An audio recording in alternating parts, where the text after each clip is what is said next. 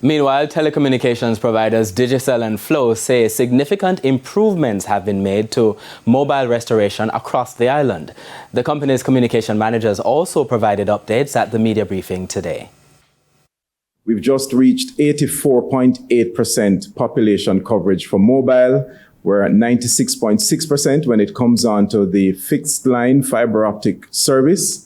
And we are at 92% where it comes on to fiber to the business service. And that accounts for a significant improvement, because when it comes on to mobile, for example, we were at 42% thereabouts in the wake of Hurricane Beryl. We were somewhere around in the 50s in terms of population coverage on the mobile network. We inched up to 66% on the weekend. Inched up to 77% yesterday, and now today we are now at 80% population coverage. So we've been solidly increasing the amount of sites on air